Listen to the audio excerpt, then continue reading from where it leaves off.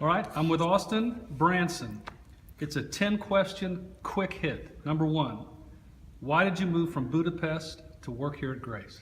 Right. So both Hannah and I, we left for Hungary as singles, and myself 10 years ago. And by the time we began to consider the next place for the Lord, that the Lord would have us, we were no longer singles. We were married, and we had our son Asher, and so things were very different. We felt called as individuals, and now we were like a new flesh. And it would seem like a good time to just put that call back on the table and say, Lord, now that we're a family, where would you have our family be? Where would you have us serve? And so we really were just open to the Lord saying, stay in Budapest, or here's the next place for you to go. But we felt the Lord was calling us to move to really honestly our next mission field. And through a number of different things, he had us just arrive here in Peoria at Grace Church. That's awesome. That's awesome. All right, number two. What's been the most exciting thing about coming back to the States? Well, Culver's, that's been pretty exciting. I think that there's a number of things that are exciting. Family, obviously, being near family, being able to navigate life in your native tongue is always exciting, and just the general catching up with friends. And so those have been some really, really enjoyable things about being back in the States. What's been the most difficult thing about coming back to America?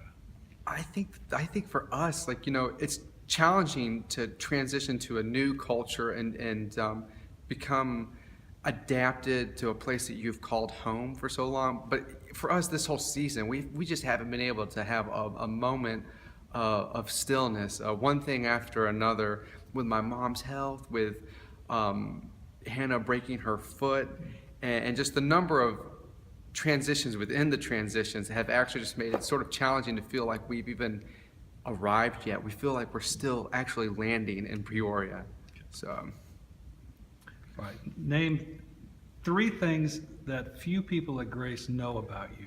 Yeah, three things. One, I was the Nutcracker Prince in our Chattanooga Nutcracker production, the big production there. I was through some kind of strange random occurrence, I ended up being that guy. Was that ballet? It was, which I was not at all part of. Okay, so, all right, you were just the prince. I sat on a cupcake for about 2 hours. All right, is what I did. Good. Number 2. Number 2.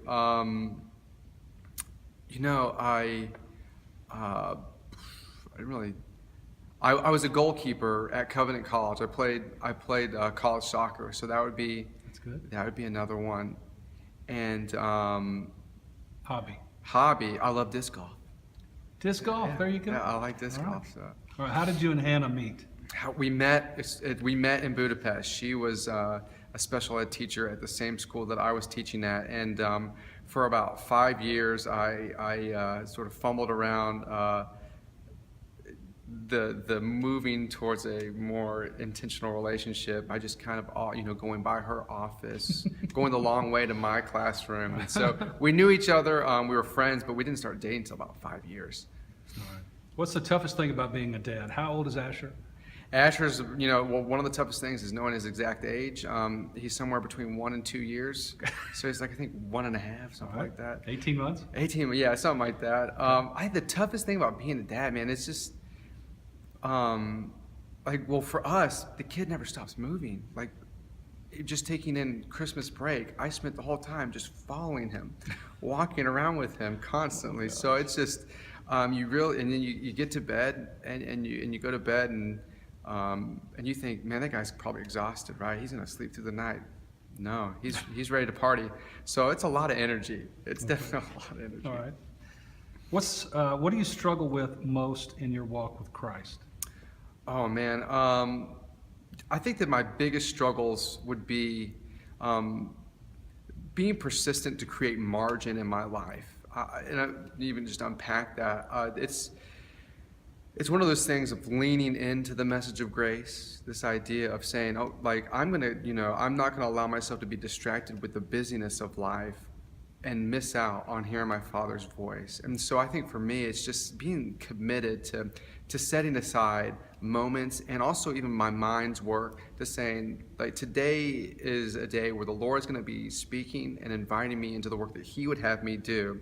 And how can I be in tune to that and aware of what He's doing and not caught up in the busyness of just everyday life. So it's really more or less practicing an awareness of God's good and favorable presence in my life. Good. What do you love most about junior high school students? Yeah, my wife and I talked about, this very thing.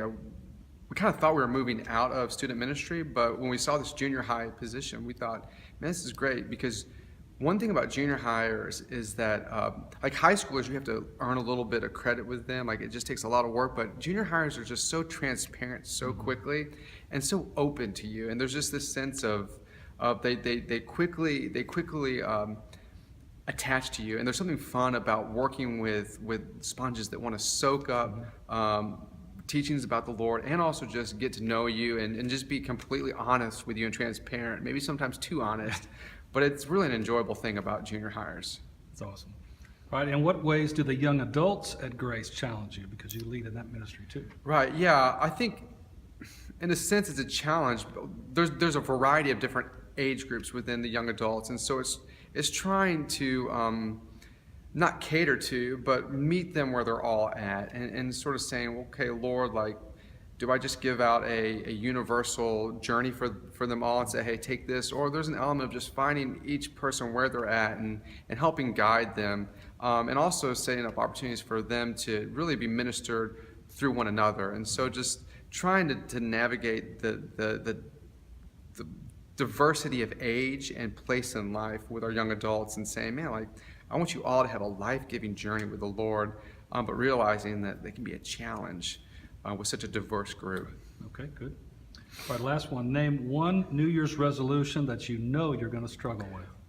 Well, I had planned before New Year's to actually do something where this year, each month, I'm going to do something different with self-denial. So each month will have an element of self-denial, because I think we're oftentimes not aware to the things that bind us. And oftentimes there's physical things that speak to a deeper spiritual thing. So I'm just going to take some time to consider things that I enjoy. They're not necessarily bad, but say, hey, what if I deny myself coffee for a month? Or what if I denied myself that podcast that I really like to listen to? Also to really, Jesus says, like, isn't life more than food? Isn't the body more than clothing? Seek first my kingdom. And so to use that as a spiritual practice of saying, I deny these things, not so much just to deny those things, but to say, well, what am I attached to that might be diverting me from being attached to the kingdom of heaven? So I'm gonna attempt each month to have something different. You got to put a note up on your office door, what thing it is? Yeah, I'll just tie it on my forehead and then wrap it around my wrist or something. That's awesome. No, so I don't know. Be praying for you. Thanks, Yeah, Austin. yeah, absolutely.